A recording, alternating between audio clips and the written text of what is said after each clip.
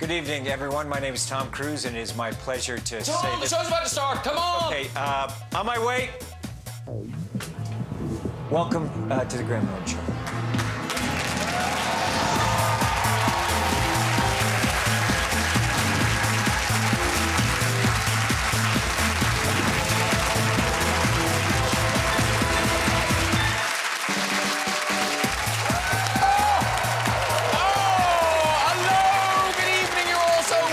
To the show, and hello to our virtual studio audience. Hello, everybody.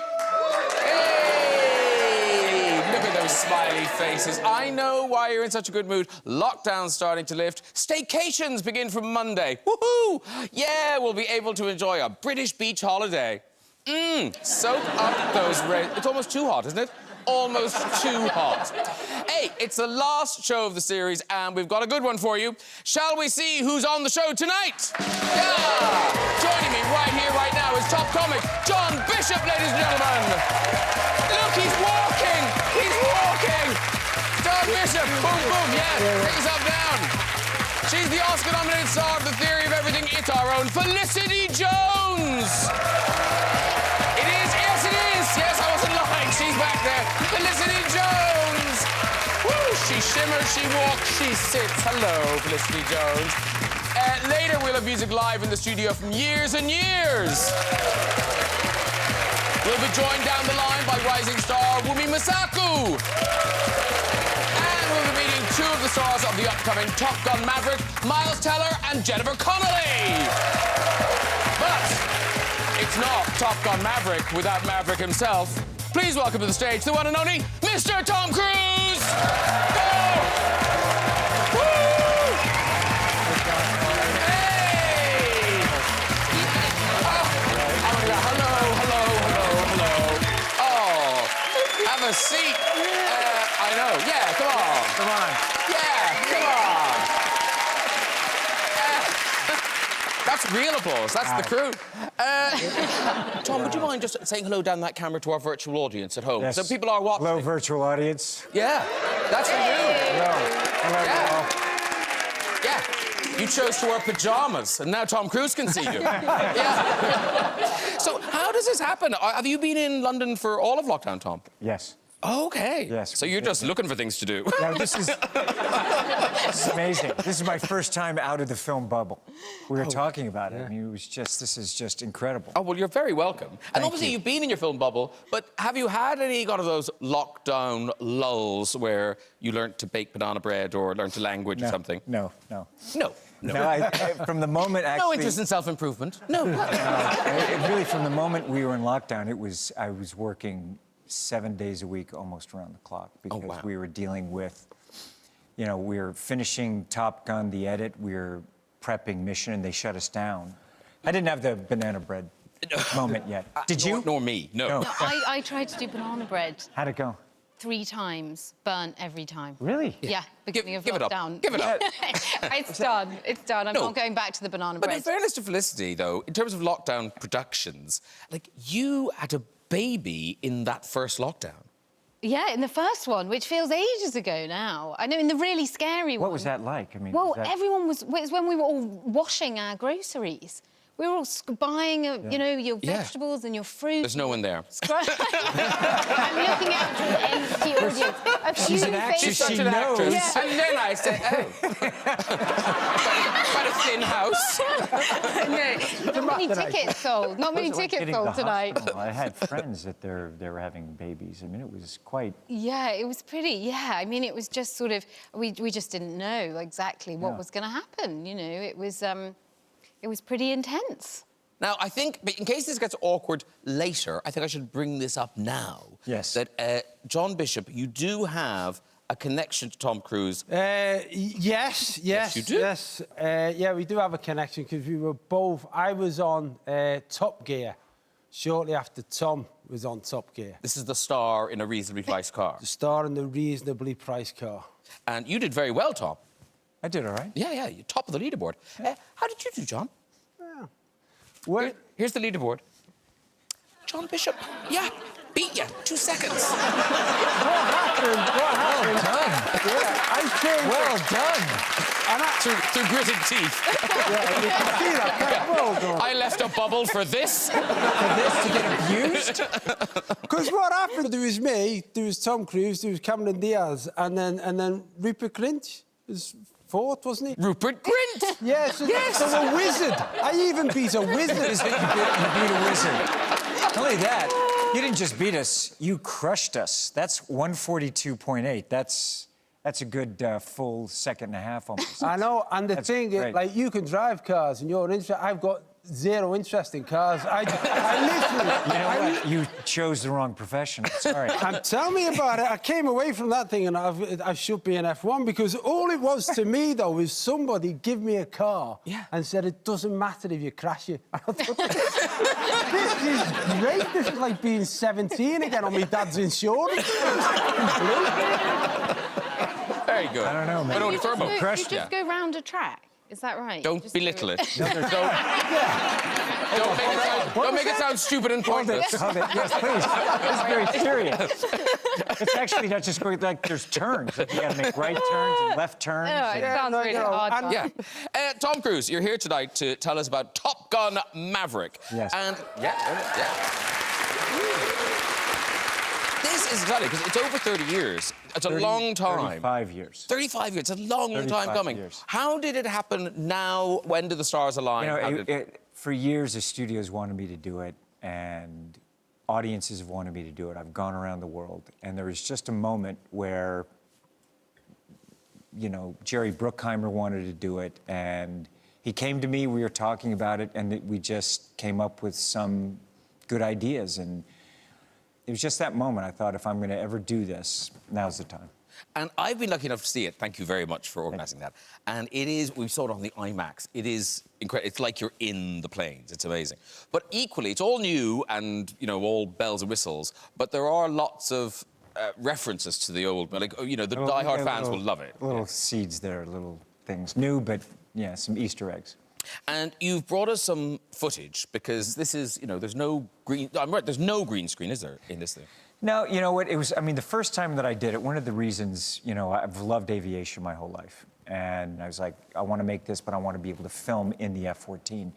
So with this one, technology, we can really do a lot of flying now in it. And so I had to create a whole training program for the pilots. We had to develop the cameras to be able to fly in the F-18s. I went and talked to the Defense Department and the head of the Navy, and they gave us permission to fly in the aircraft. It's very, very interesting because I not only had to kind of create a program for the actors to understand and become pilots, but also had to teach them about editing and lighting, and the fighter pilots to teach them about filming.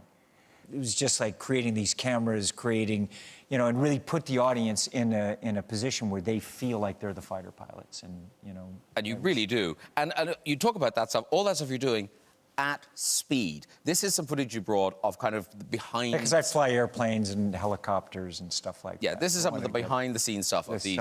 These are the F-18s, I think. This is F-18s, let's see. We are cleared into the area. Verify cameras are on. All right, here we go. 3, 2, 1. Here comes some G's.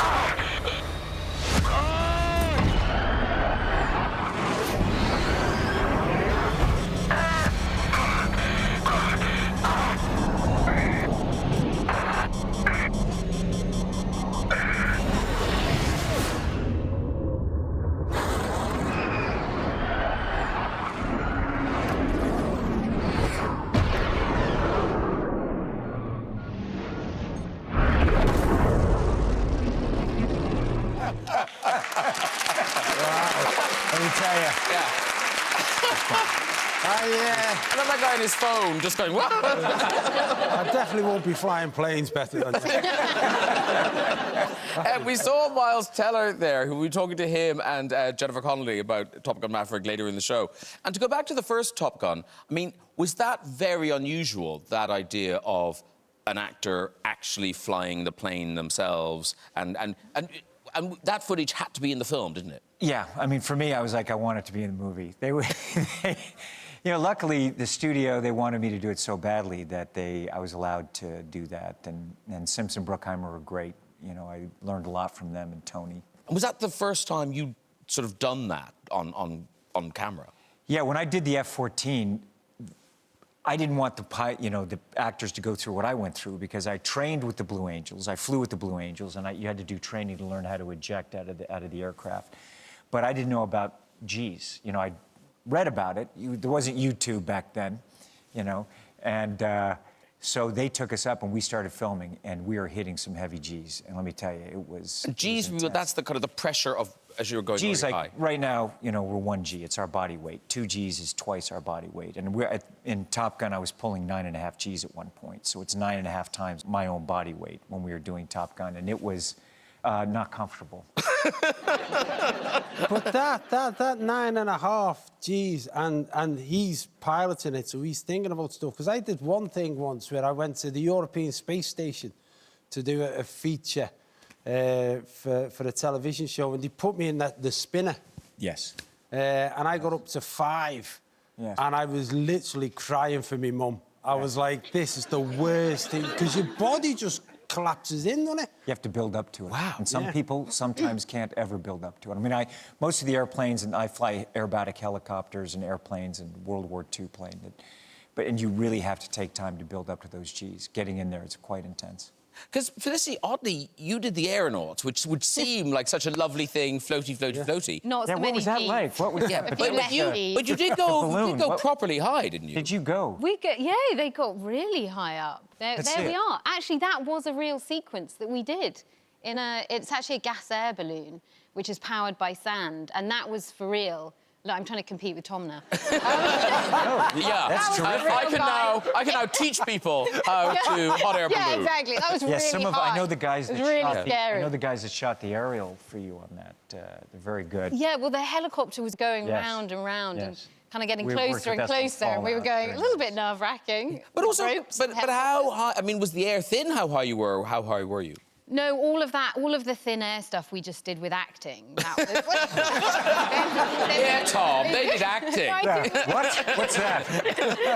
We Gotta would try just- that sometime. Yeah, well, you know, actually, it's How was it's that? not the Did best you- route. It's did you enjoy easier. that? Well, actually, we had to do this whole sequence where we were really high up, and we had.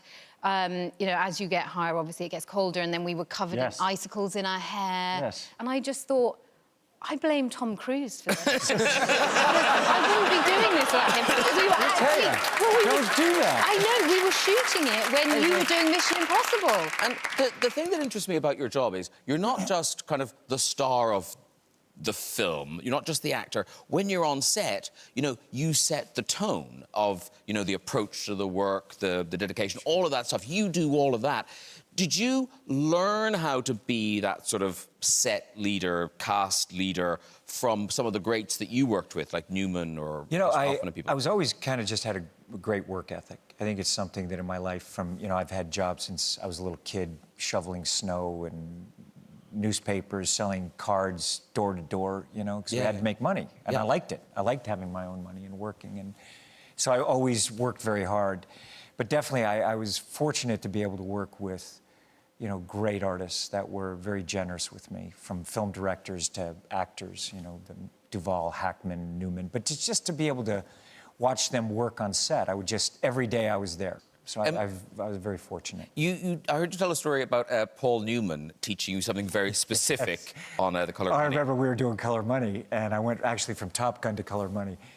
And we were shooting Color Money in Chicago. But I don't know if you've been to... Do you ever do a show in Chicago a lot. Okay. In another life, believe it or not, I used to work for a pharmaceutical company, and the American Society of Immunology... The American Society of Immunology used to have their annual meeting in Chicago, and our company office used to be in Chicago. So I've been to Chicago about 15 times. Well, you know how cold it is in Chicago. A pharmaceutical meeting is not like making the colour. I am not going to talk Okay, you I on understand. that, but it's a cold, cold system. I understand. But a young actor, though, I was there, and I tried my wardrobe on in the summer. And I was like, I'm going to have a leather jacket and T-shirt, you know. And I'm going to have my hair blown back. It's guaranteed up to 90 miles an hour. And there I am in January, and I'm shooting this scene. And I remember in the script, it was like outside. I didn't think about it. Wardrobe's like, yeah, it looks great. And I am doing this scene, and I'm telling you, it's so cold, I can't even speak. And I'm in between takes. And he's in a car, and I'm running to this area. They're trying to thaw. And Newman's like, where's the kid? You know, where's the kid? It's like, I'm just trying to, he's like, where's the kid? So I have this scene where he's in the car and I'm next to him. And I look in, I'm like, what? He had the warm coat. He had the heater in there, but it was an electric heater, okay? And he just loved the fact that he's driving this car and he's got the electric heater, the warm coat, and I'm in the T-shirt. And he looked at me, he's like, T-shirt. He said, you tried your wardrobe on in the summer, didn't you? And I was like, yes, sir, I did. He's like, watch and learn, kid. Watch and learn. I never forgot it. I literally never forgot. I was like, now I'm like, okay, where am I doing? It's like the time when you choose food to eat in a scene. And I was working with Coppola, and I was like, you know what? I'm going to eat chocolate cake in this scene. You know, I can get away. We had bets going on with the other actors, and I thought, you know, because I have to do it in the scene. It's part of the character. I'm going to eat chocolate cake. We ended up shooting the scene for 3 days, and we did like 100 takes of me eating chocolate cake, and I had to keep eating it. I was like, it was like the first couple of takes, I was like, oh, this is so good. You know, I have to eat it. Oh, They're bringing the cake. I was so moist. It's the worst, isn't it? And then it was like, I was like, oh my gosh, this is like, did we get it? You know? Did we get this take? And Francis kept saying, let's do it again. 3 days, I was like 100. I was in sugar shock. I was vomiting. So, chocolate cake and Paul Newman, the weather. Lessons learned. Lessons learned. All right, let's pause to meet our first virtual guest tonight. This BAFTA-winning Brit has starred in Luther and Lovecraft Country and can now be seen in Netflix horror His House. It's Wunmi Mosaku! Hello! Hey! Hi. Hi. Meet everybody. Felicity Jones, John Bishop, Tom Cruise is here. Hey, guys. How you doing? We're very well. Where are you, my dear? I'm in LA. I live here now. Oh, wow. Still a newbie. I still don't know it that well. Because you get quite frightened in LA quite often. I mean, I had an earthquake. I had 2 earthquakes on Monday. I have had 4 earthquakes in and all in the last year, and it's been the shock of my life. I did not expect that. I just wasn't expecting it to be so dramatic, and I jump out of bed like terrified. Well, your books are beautifully arranged. They obviously have. I was thinking that. I was like, they must have come off. They do. They have. Yeah, but nothing's broken, thankfully. TV's still intact. Aces high. Talking of TV, I first saw you in Lovecraft Country. You are so good in that series. I mean, that series is great anyway. You are brilliant in it. Thank you. But as good as you are, so there's a lot of gore in that series, and you're not a fan. What is it about the gore you don't like?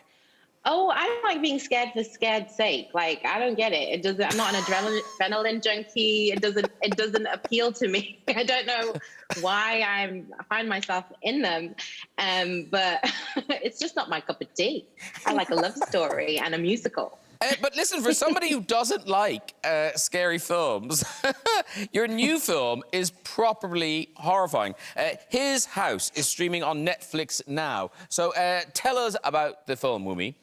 Yeah, I say I don't like horror, but I guess what I love about these 2 shows, specifically Lovecraft and His House, is that they have like it's about humanity. It's about the horrors of humanity, and I guess that's the thing that I think is the most amazing thing about His House specifically. It's like it's these 2 asylum seekers who come to the UK, and it looks like a haunted house film, but it really is about like what they're haunted by, the horrors that they've experienced, and this house holds all of their, all of their nightmares of their experience and all of their trauma. Well, we've got a clip. This is a taste of the spooky goings-on in His House. This entire house is just for us. It's gonna be nice. You're gonna be happy.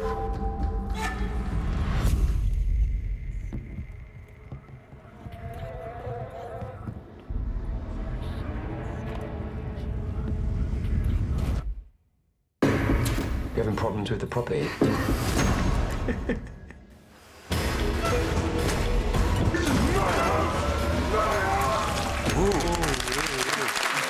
Seriously, it's really good. You guys haven't seen it, you should definitely see it. And congratulations, Wunmi, because Bafta-nominated. Sunday night, you're up for a BAFTA. Thank you. Can't believe it. Do you get to go to the Royal Albert Hall, or is it this? It's this. Okay. And I don't mind it. I'm not a fan of heels. So it's great that I can just be like glammed up from here up and like, you know, in my slippers. I love it. Yeah. And Felicity, are you one of those people, do you like being scared by a film? I'm not very good being scared by film, but this sounds like it's quite psychological. No, it's also scary, I'll tell you that. You do like being scared by film? No. I don't know. I don't. I like the look of that, and I want to get drawn into it. And as you say, it's psychological. You don't mind that, but I don't understand. It's like people who eat hot curry or get scared by films. I think, why do something that you don't like? That's not nice for you. You know what I mean? There's nothing wrong with a hot curry. You see? But Tom Cruise, as we've seen, you are fearless. Can a film scare you, or do you just kind of go, oh, it's a film? No, I get very invested in movies. Do you? So I really commit to a story. Yeah. It depends, you know, like anything. You want to like a good story. But Interview with the Vampire, that's the closest to a horror you've ever done, isn't it? Mm-hmm. And is it true that Oprah, not a fan? Yeah, I was driving. She hadn't seen the movie, and I was driving, and she called me. She's a good friend of mine. She called me. She said, "Tom," I said, "Oprah." I said, "You know, the movie wasn't over." She goes, "I know. I'm standing in the lobby right now with a bunch of women, and we are praying for you." Because I said, "Really?" I said, "What?" She goes, This is not, I don't like this movie, Tom. I was scary, and we were there. It was like, and I said, I got it. Well, that's all right. Let's have some fun. We'll talk about it, because, you know, some people liked the movie and some didn't, so it was a really fun show, actually. Wow. And Wunmi, we must just quickly say, next time we see you, we'll be in the world of Marvel. Yes, I'll be in Loki. Oh, fantastic. Do you know what episode you show up in? Who do you play? All that sort of stuff? Oh, I show up at the beginning, and I don't think I can tell you who I play. Not even who you play? No, I don't think so. You know what it's like with Marvel. You know what it's like. You can't talk about anything. I'm terrified. I'm terrified. Those Marvel lawyers, they're just at a shot. Yes, they are. You hear the phone ringing. Listen, we're looking forward to Loki, you Marvel, and His House is streaming now on Netflix. Good luck with that. Good luck on Sunday night. Wunmi Mosaku, everybody. Thank you, Wunmi. Good luck. Bye. Thank you. Bye, Wunmi. She's so lovely. Lovely. Now, Wunmi not being able to say anything about Marvel, John Bishop, presumably that sounds familiar, because you've now joined the world of Doctor Who. I have. That's Can you tell us? My lockdown experience, yeah. Yeah. We've only seen your face Yeah. at the end of the New Year's episode. Yeah, it's saying, so I'm the new companion to the Doctor. You're allowed to say that. Yeah, I'm allowed to say that, Okay, but good. that's about it. I did a thing for some drama students in Liverpool, you know, a big Zoom thing, and it was a Q&A, and it was just talking about acting and how you get into it, and how you get into stand-up comedy. And then one of the questions was, can you tell us anything about your character in Doctor Who? You know, where does he come from? I went, well, where do you think he comes from? You have a guess. You know what I mean? Like, I'm not Tom Cruise. I can act as long as the character happens to look and sound a lot like me. So it just meant that the character was from Liverpool, which then, somewhere on a Doctor Who website, someone picked it up. There's a new character. He's from Liverpool. The story's based in Liverpool. That becomes so... Then the BBC phoned me up and said, you've broke the cardinal sin. You've told them something about Doctor Who. And I went, I haven't told them anything. Anybody who looks at me knows he's from Liverpool. Let's be honest. I give away. But something you can tell us about is that you are going on tour. Yes, it kicks off the 31st of August. There you go, man. Come on, John. It ends on the 8th of April at the O2 in London. So this is a proper big arena tour. Yeah, this was the tour that I was doing when lockdown happened. Yeah. I was doing it, and then they just said, you know, everything's got to end. And so we picked up the dates, and we were going to move them. We ended up moving them to next September because it fitted in with Doctor Who, but also to try and allow time to people to be allowed back in. And this must be amazing to come back, to think of going back to this tour, because is this it must be the longest you've been away from an audience since you started stand-up. Absolutely, yeah, it is. And that's the big thing about it in terms of, you know, I'm very lucky to be doing Doctor Who, very lucky to be doing anything, any of us. But for live events, that part of the industry's really suffered. Yeah. But not only the industry, the people, because we miss people. You know, we're desperate just to be in the same place as other people. And that's one of the things on the tour as well. I'm getting behind this campaign called Give It a Go. Oh, yes. Yeah, tell us about it. Which is it's a campaign of a friend of mine from New York, Joe Diamede, and he noticed nobody makes eye contact anymore. If you go into a cafe or you're at a bus stop, everyone's looking at the phone. Yeah. So we got a little community together saying, we're a badge saying, give it a go, which means give it a go, just say hello to me.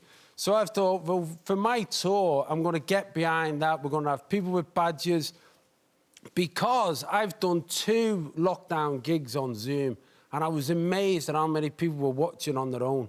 And I thought, those people want to go to gigs, but won't go to gigs because they're on their own. Yeah. Whereas if they can go to a warm environment, you're in the same building with people who've got something in common because you're all there, and you can talk to a stranger because they're advertising the fact they've broken the ice by wearing a badge. It's like your film. People can wait, or they can go to a cinema. When they go to a cinema, wouldn't it be nice in the interval or beforehand to not feel inhibited, just to say hello to somebody? Yeah, and also there's good get out of jail, you know, because the interval ends or the movie starts. Yeah. So it's not weird. It's not like This funny thing ends, you just want to go up and just start hugging people. Yeah. Do you know what I mean? Like, you just want to be like, don't take this personally. Don't take this personally. And also, this is not just for people who are on their own. I mean, at the end of the day, I've been in lockdown with my wife as well. I am desperate for a conversation with anybody. Oh, I wonder what you're going to say there. You know, we're all desperate. So it's a conversation. Oh, yeah. He talks to me about something that doesn't end up with me being criticised. So arenas reopening, and I mean, and Tom, seriously, you know, you have played a big part in all of this, because Mission Impossible, that was the first, you know, production of that size to get back on its feet. How long were you shut down for? I don't know. I mean, we were shut down for a few months, but actually the moment it happened, I was working around the clock because we were finishing post on Top Gun, so we had editing, we had to figure out musicians, and at that time people were like, that's never going to happen, you're not going to finish it. So yeah, we just, you know, it was great. We worked with a lot of people to just get people back to work, and worked with governments and writing the laws and doctors, and you know, we were figuring it out. It was when everything, like, how are we going to do this? How are we going to keep people safe, and kind of work with them to get through it. You know, and I felt obviously very responsible in ensuring everyone's safety throughout, and you know, all of us were still learning. You know, what is this? How can we do this? How are we going to progress forward? As you guys did. I mean, look, you came back and you were nonstop. I really admire what you've done and appreciate it. Well, it's just you kind of bounce, you know, we've all done it. You know, that thing where kind of, oh, you can have a little bit of audience, oh, now there's no audience, you know, but I know, hopefully we're getting back there. We're getting back there. Absolutely. And you have to believe, you know, like, you know, we're going on tour, other people are coming on the show saying you're going on tour. You have to book the date, you have to aim for something. Yes. It's going to be the Roaring 20s, you know that, when this is over. Oh. It is going to be the Roaring 20s. I'm exhausted already. I know.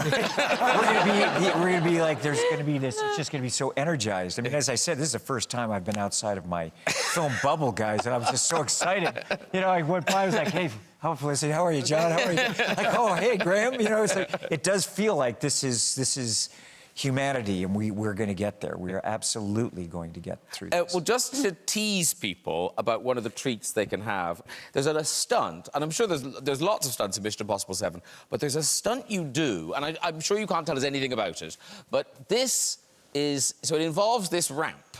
Now, this is in Norway, right? This is in Norway. OK. Now, there's a man on the ramp, but can you tell us what you do in the ramp, or is that a secret? Yeah, I ride a motorcycle off that ramp. He's not lying. Bloody hell. So wait, though, wait. So you're looking at that. So you gave us this. This is a tiny little bit of footage just to give you an idea of where he rides the motorbike. OK, so this is you and the director. I think you're on it. Okay, so he comes Yeah, up that's that the cue. ramp, and that's where you go. That's where he drives it. That makes Evil Knievel look like a bit of a wuss. That is... Wow. And in the thing, That was- so we see it, it is amazing. But what made me laugh when I was looking at this, I was thinking, people live here in the middle of nowhere in Norway. It was like, what is that noise? How many days were you there for? In Norway for over a month, 5 weeks. They were amazing. Like every day they were there at the bottom. You know, when we were shooting, I did this particular one 8 times. I did it 6 in one day and 2 the other day. And we spent a good year prepping this thing and figuring. I've wanted to do it since I was a little kid. I mean, you love doing this stuff. Yeah, the first time I did it was pretty nerve-wracking, though. We didn't know what was going to happen. I mean, no matter how much you train or what you do, there's so many things that could have, you know, that were challenging. But it is exhilarating attempting to do it, and, you know, yeah, it was exhilarating. Because don't directors have to remind you, stop smiling when you're doing this That's stuff? the cue. Yeah, Chris McCoy, he's like, where I was flying the helicopter in Fallout, and we were doing aerobatics, and he was like, Tom, I was like, what? He used it right in the middle. He says, you're smiling. You're smiling. Stop smiling in the take. I was like, oh yeah, thank you. You're supposed to be saving Yeah, the it's world. supposed to be, yes, exactly. Well, talking of audiences obviously returning to the arenas for stand-up, but cinemas are set to reopen, and Felicity's new movie will be in them. It's called Last Letter from Your Lover, and it's going to be opening in cinemas in July. So, Felicity, tell us all about it. I know, it's you know, like Top Gun, it's so good to get back to the cinema, as you were saying. It's one of those things I think we've all missed the most. But that was on Richmond Bridge, walking along, looking lovingly into each other's eyes. It is The Last Letter from Your Lover, and it is based on a book by Jojo Moyes.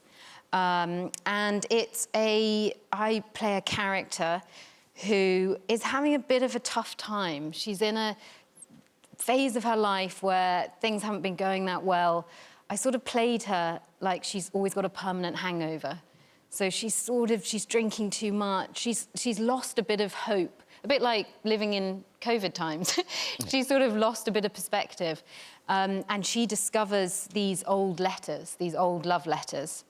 And the story pivots from her modern day story, trying to meet someone, trying to find out what the meaning of her life is, to then understanding and exploring this love story in the past, in the 1960s, played by the brilliant Shailene Woodley and Callum Turner. And it... oh, look, there we are. Oh, there you are. Because you're producers on this, you and Shailene. We are, yes. It's what Tom was saying earlier. It's that thing you sort of get to a point where it's so nice to be involved as early on as possible, to be involved in the development of the script and just have a little bit more input rather than, you know, traditionally as an actor you sort of come in at the end. And I thought, actually, I'll have a really fun time making this, which Yes. we did. It does look like Shailene maybe had a more fun time, because you're in scenes like this, and here's Shailene Woodley having a very different time. Were you there on set when they were shooting that, so you got to be on the boat while they were shooting? Yeah, totally. We were on the boat the whole time. Yeah, exactly. So she was having a good we time. were just like peeking. Were you really there? No, absolutely not. No, the furthest we got to East London, I think, was the furthest that we got to. Yeah. And it's lovely on a nice day. Lovely. I used to live there. Yeah. I got to help you, producer. Like, look at the locations. You know. I know. I should be making start producing and decisions based on the glamour of the location, not literally half an hour down the road. You know. Yeah. Live and learn. I learned about the T-shirt and leather jacket and the winter. I'm going to tell you about locations, okay? Yeah, Venice, Rome. Yeah, yes. We've got a clip. This is your character waking up in bed with a one-night stand played by Jacob Fortune Lloyd. Here we go. I actually have to sort of start getting ready for work, so I might have to ask you to, This is don't actually mind. my flat. Oh, shit. Well, in that case, at ease, monsieur. No problemo. Love to see you again. As in, I had a really great time last night. Well, the thing is, Rob, I'm just... My name's not Rob. Andrew. Andrew. I just sort of came out of quite a straight up soul-destroying. So, thank you. I'm just saying I could give you my number. Or you could not. And we could avoid the whole, you know, me feeling guilty, never calling you back, you feeling dejected, never hearing from me again. I feel so used. Well, you know what, Rob? Welcome to my world. Dave's not Rob. Andrew.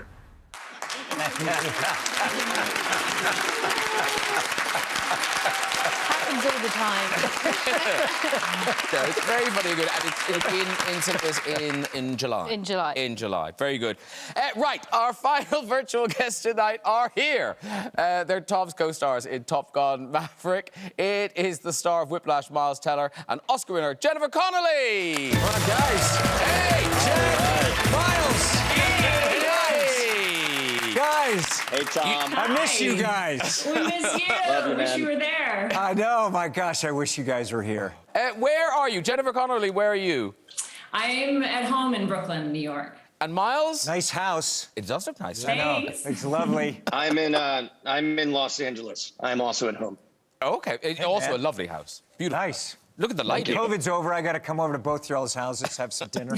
You're welcome. Come Anytime. over, Tom. Thank you. So tell me this. So Jennifer Connelly, acting with Tom Cruise, a dream or was there kind of added pressure? How was it? Both, actually. I mean, it was extraordinary. It was such a privilege. I had such a great time. I did things that I've never done before. And who do you play in the movie, Jennifer? I play Penny Benjamin. And an old friend of Maverick, there she is. Wow. On her very cool car. Wow. And Miles tells you the character you play is kind of the big connection to the first movie. Yeah, so I play Goose's kid, and Are we allowed to say that? Oh. Yeah. Maybe I think not. we are. Yeah, you are. I don't yeah. know. Yes, you Yeah. can. Yeah. It's out now. Yeah, it's out now. yeah. So that's a joke, right? Miles's eyes. That's out. It's like, oh. That's out. Yeah. But yeah, so I play his kid, and obviously there's some history there with Maverick. So I think it's really wonderful, you know. And Tom, I had such a pleasure working with him and everybody in the cast, and the film's phenomenal. Not to depress anyone, but Miles wasn't born when the first Top Gun came out. So had you seen the first Top Gun? Yeah, absolutely. And I told Tom he's been waiting my entire life to work with me, literally. Listen, we've got a clip. This is a taste of what to look forward to in Top Gun Maverick. Good morning, aviators. This is your captain speaking. Today's exercise is dogfighting. 2 versus 1? Hey, he's got to be kidding.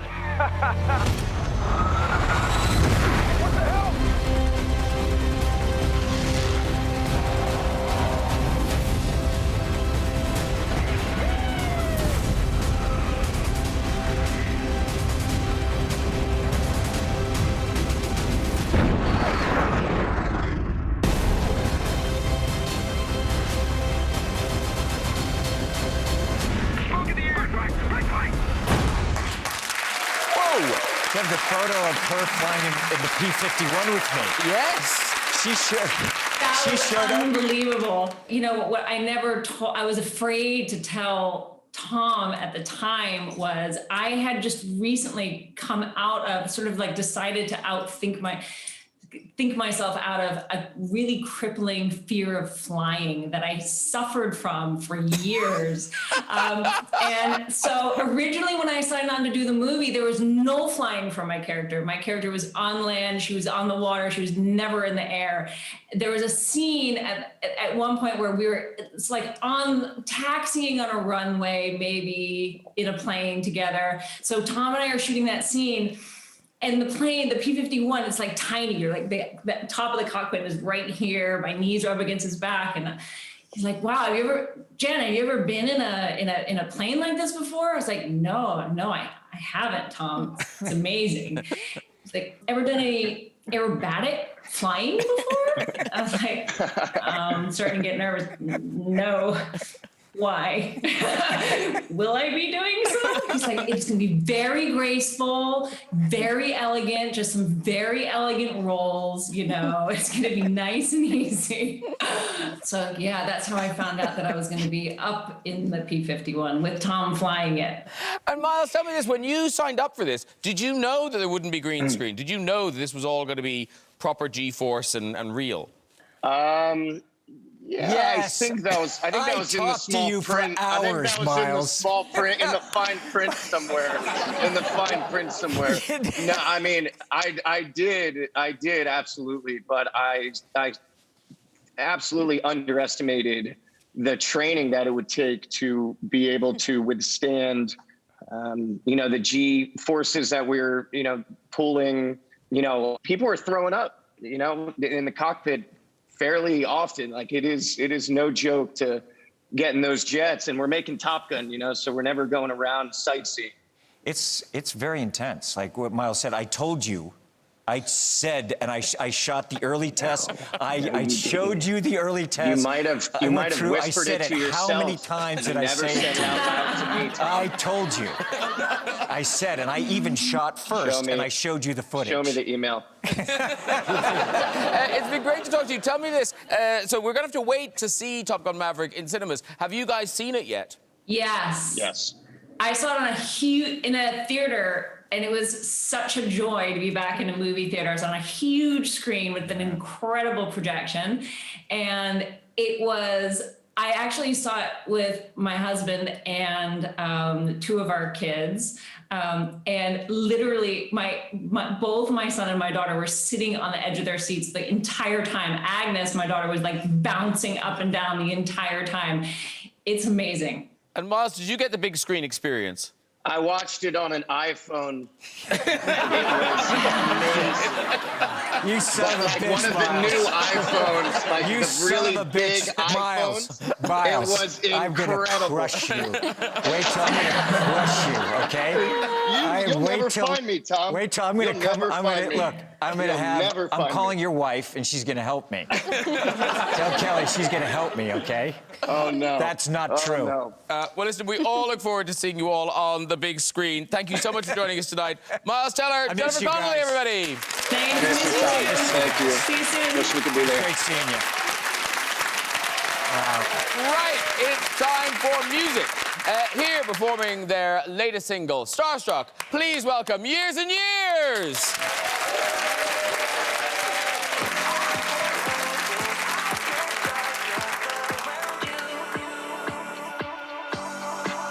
I feel like all these people in this room don't shine like you. If I could bottle you up, I would sip you like cosmic juice. So give me that good love, good love. I don't need your cash, I got my own to spend it on you. And if you wanna dance, baby, let's dance. We could dream till the sunrise. I can't help it, I get starstruck around you. What can I do, baby? I can't help it, I get starstruck around you. What can I do? There ain't no reason why I can't speak, then go start staring at your glow. Tell you everything that's on my mind, baby, even if I choke. Ooh, yeah. So give me that good love, good love. All night. I don't need your cash, I got my own to spend it on you. If I like, if you wanna dance, baby, let's dance. We can dream till the sunrise. Ooh. I can't help it, I get starstruck around you. What can I do, baby? I can't help it, I get starstruck around you. What can I do when I got my hands on you? I'm not giving you up, I'm not giving you up. I'm not giving you up, I'm not giving you up.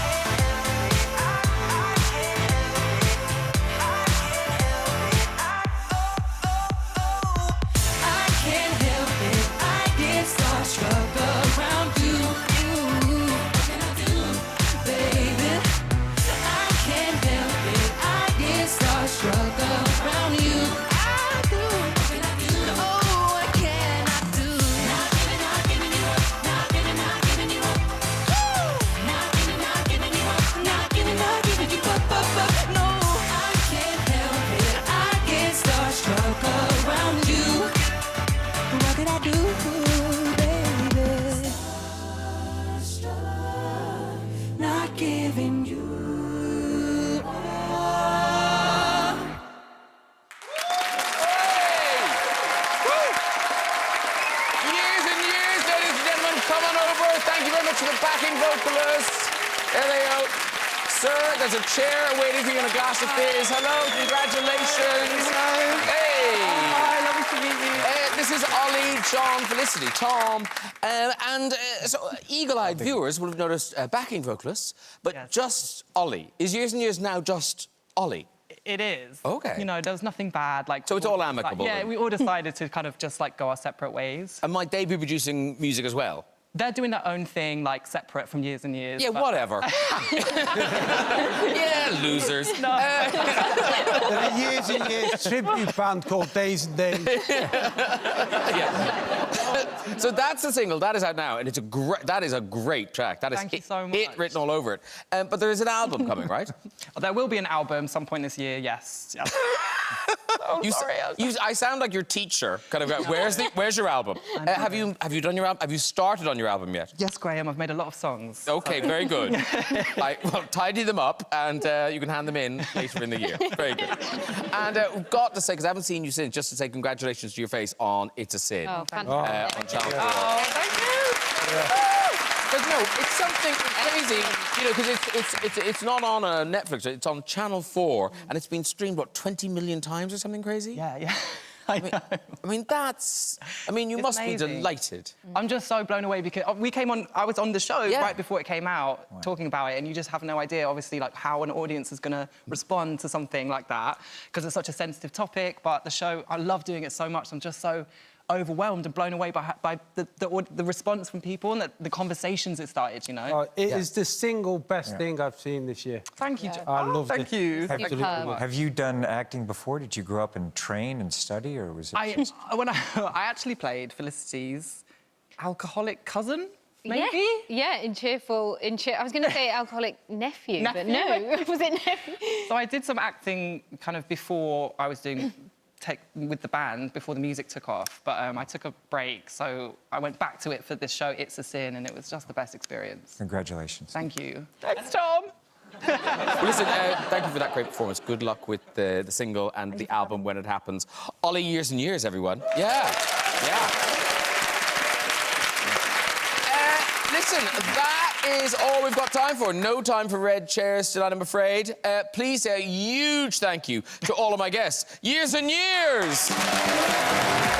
Wunmi Mosaku! John Bishop! Felicity Jones! Miles Teller! Jennifer Connelly! And Mr. Tom Cruise! That, I hate to tell you, is that for this series. But do join me over the next 2 weeks when we take a look back at some of the highlights of the past series. We'll be back in the autumn. Till then, have a fantastic summer. Good night, everybody. Bye-bye! Boxing and influence come hand in hand in the lifestyle of this couple. Meet the Khans. Press red now to watch on iPlayer. New York, New York, the concrete jungle. Let's ride in the subway with a journalist in True Story, our film. It's next.